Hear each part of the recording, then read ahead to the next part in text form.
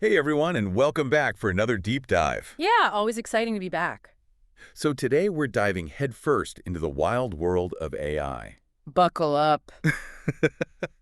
Because things are moving at lightning speed, right? Yeah. We've got Nobel Prizes with a twist, some European drama that could reshape the AI landscape. We've even got a story that'll make you think twice about putting on your next pair of sunglasses. It's a lot to unpack. It is. Are you ready to unpack all of this? Let's do it. I'm ready. All right, so first up, the big news. Geoffrey Hinton, along with John Hopfield, just won the Nobel Prize in physics. Big award. Huge. And it's for their work on neural networks. Right. Now, you might be thinking, neural what now? But trust me, this is a big deal. Yeah. It's essentially like giving computers a crash course in how our brains work. It's paving the way for computers to learn and adapt like never before. Yeah, this is really the foundation for the explosion of machine learning that, we're seeing today, right? Yeah. Everything, like from self-driving cars to those eerily accurate movie recommendations you get Yes. on streaming services. Yes. It's all built on this. But here's where things get interesting. Hinton, one of the guys who won the Nobel Prize. Yeah. He's also sounding the alarm What? about the potential dangers of AI. Okay. He's even gone as far as to compare its impact to the Industrial Revolution. Wow, that's a pretty big comparison to make. I mean, think about the sheer scale of change that the Industrial Revolution brought about. Factories popping up left and right, cities swelling with new populations. It was a complete shift. Like the entire world shifted on its axis. And Hinton suggesting that AI has that same kind of transformative power, and it could be good or bad. Okay. So maybe hold off on building that underground bunker for now. Yeah, just hold on. But it's definitely something to, have in the back of your mind. Right. And this isn't just hypothetical, right? I mean, we've got the EU stepping in with a court ruling that could really shake things up in the AI world. Yeah, this is big. This ruling is all about data privacy. And let me tell you, it is causing quite a stir. Because they're basically saying companies can't just cry legitimate interest and have a free-for-all with our data anymore. Yeah, that's basically the long and short of it, yeah. They're really cracking down. Wow. So this actually all started with a tennis federation. They got slapped with a hefty fine for sharing their members' data with sponsors. So imagine getting penalized for emailing your tennis club roster. Oh, wow. Right? It highlights how seriously the EU is taking data privacy. Yeah. They are putting their foot down. Companies need to be way, way more transparent about what they're doing with your data, with our data. So what does this actually mean for all that data that these companies are using to train their AI? Well, this ruling could actually be a game changer for, new AI technologies. Imagine being a small company, right? And you're trying to, enter the AI scene. If you have to jump through a million hoops, get consent for every single piece of data that you use, it's going to be really difficult. It's an uphill battle. This ruling could actually give the reins to bigger companies, the ones that already have these massive data sets. So you're saying it could stifle innovation? It's definitely possible. And it just highlights that balance that's really hard to find between, advancing technology and protecting individual rights. Right. It's a conversation that's not going away. We're going to keep having it as AI gets more and more integrated into our lives. And speaking of AI being integrated into our lives, did you hear about those Harvard students that basically turned into amateur spies using AI? Oh, you mean the smart glasses story? Yes. With the facial recognition? Yeah. Wild. It's straight out of a sci-fi movie, honestly. I know, right? They were using off-the-shelf tech. Crazy. These meta smart glasses. Combined with publicly available databases to identify and dox people, like in real time. It's unnerving. I know. How easy it is. You just walk by someone. Just walking by. Yeah.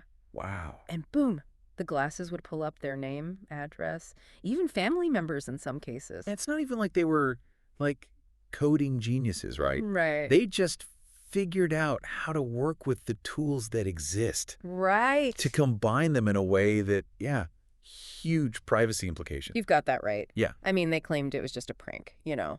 A way to raise awareness about facial recognition and privacy. Right. But still. Yeah. Walking around with a device that can instantly pull up your entire life story on a whim. Yeah. I don't know about you. It gives me the chills. It's creepy. It makes you wonder where we even draw the line, I know, right? between innovation. Yeah. And like It's getting blurrier and blurrier. invasion of privacy, really. Yeah. Exactly. And as technology gets more and more advanced, it's going to be harder and harder to tell. And that's what makes these stories so important to talk about. Totally. Because this isn't some dystopian future. Yeah. You know, Right. this is happening right now. Yeah.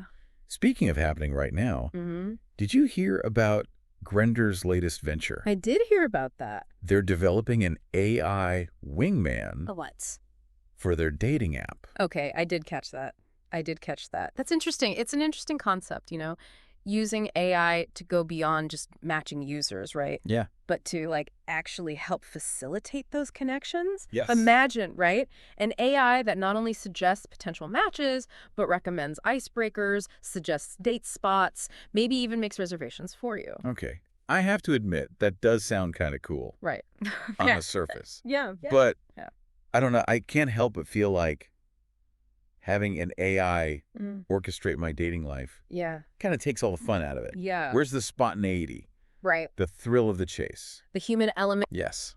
Right. It brings up these really interesting questions about authenticity in the digital age. Totally. And for a platform, especially like Grindr, right, which caters to the LGBTQ plus community, Yes. which deals with a lot of sensitive information. Of course. Yes. Privacy is going to be a huge, huge factor. Especially since they're planning on training this AI wingman on real user conversations. Oh, really? They even mentioned simulating bot-to-bot Wow.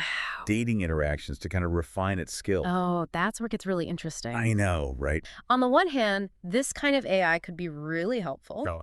combating loneliness, fostering connections within the LGBTQ plus community. Right. But on the other hand, there's huge potential for misuse, right? Yeah. Manipulation, and of course, always that threat to privacy. It's like opening Pandora's app, isn't Well, it? yes, exactly. You've got this powerful tool that could be used for so much good, Right. but could also backfire in a major, major way. And that's why it needs to be approached so carefully, right? Yeah. With caution, with consideration.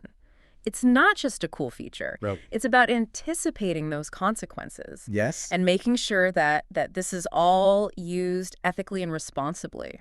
Speaking of unintended consequences, Yes. I heard that Grindr's AI wingman Yeah. has already had a few hiccups in testing. Oh, really? Yeah. Well, apparently the bot got a little too entrepreneurial Uh-oh. and started trying to engage in what some might call commercial activities. Oh, no. Definitely not the kind of matchmaking Grindr had in mind. Wow. Yeah. That's really interesting. And it's a perfect example Right. of why this needs to be tested thoroughly, Oh, absolutely. And ethical oversight, that's key here. Yes. You can't just unleash these systems without figuring out what might happen, those unintended consequences. It's like teaching a teenager to drive. Okay. You're hopeful, Yeah. but you keep a close eye on the road Right. and a firm grip on that emergency brake. Right. Exactly. You never know. And even with the best of intentions, there are always going to be these challenges that pop up. Which brings us back to that bigger picture question. Yes.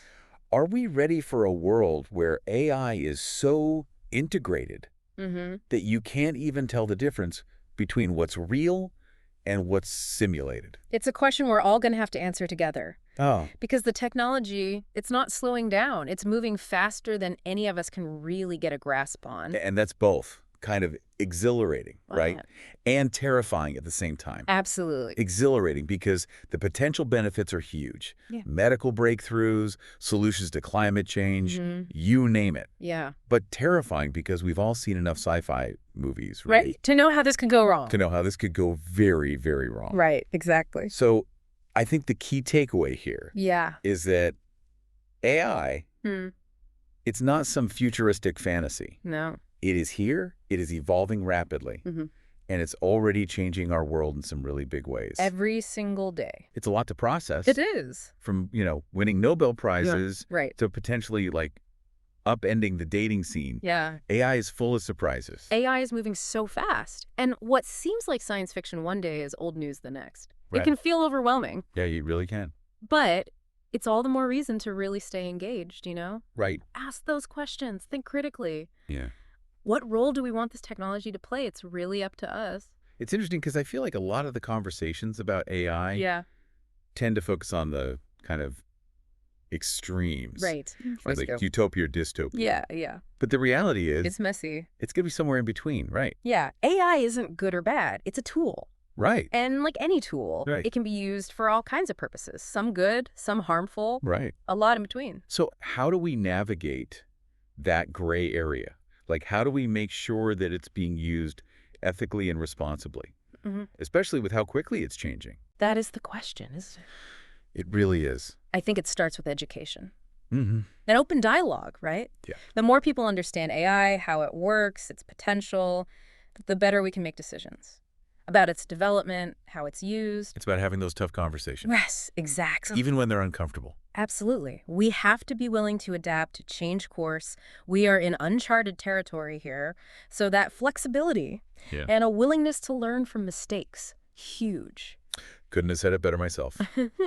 So as we kind of wrap up our deep dive into the world of AI, only our listeners with this, AI is not just something that's happening to us. Right. It's something that we are creating and shaping. Every day. Every single day. So as you encounter AI in your own life, yes, whether it's a personalized news feed or a customer service chatbot, right, take a moment, right? And really think about the implications. Yeah. Big and small. Because the future isn't set in stone, right? We're writing it right now. Scientists, policymakers, everyday users, like you. So stay curious, stay informed, and most importantly, stay engaged. Yes. Thank you so much for joining us. Thank you. On this AI deep dive. It was fun. Until next time, keep exploring. Yes. Keep questioning and keep those brains engaged. Absolutely. And hey, if you ever find yourself on a date with an AI wingman, oh, man, let us know how it goes. please do. We want to hear about it. We'll see you next time. We'll see you later.